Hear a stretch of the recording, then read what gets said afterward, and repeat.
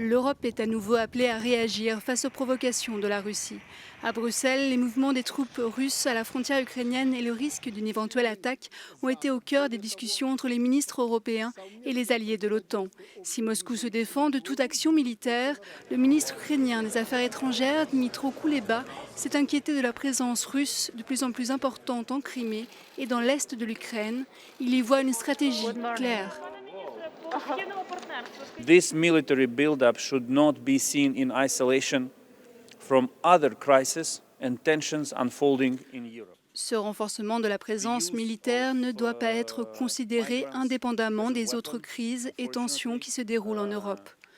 L'utilisation des migrants comme arme contre la Pologne, contre la Lituanie et, dans un sens plus large, contre la communauté européenne et euro-atlantique. La crise énergétique en Europe, les campagnes de désinformation et de propagande visant à montrer les divisions dans les pays européens, au sein de la communauté européenne.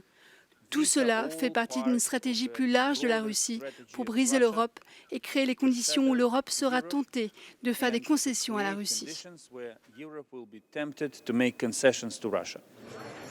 La diplomatie européenne se garde bien de faire le lien entre le renforcement militaire à la frontière ukrainienne et la crise avec la Biélorussie. Mais son chef reconnaît une chose. Franchement, je ne pense pas que Loukachenko puisse faire ce qu'il fait sans le soutien important de la Russie. Selon l'analyste Fabrice Potier, le président Poutine a appliqué la même stratégie au cours de la dernière décennie et à court terme, il a déjà atteint son objectif. Il poursuit la même stratégie qu'en 2014 avec des moyens différents. Il se pourrait qu'il décide effectivement de faire des incursions militaires. Il ne faut pas l'écarter.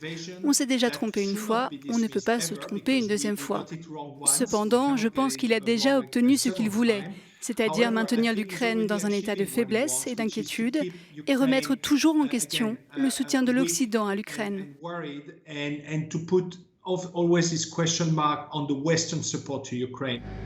Le secrétaire général de l'OTAN a néanmoins averti, en cas d'action militaire agressive, ces mouvements de troupes russes réduisent le temps nécessaire à l'OTAN pour agir.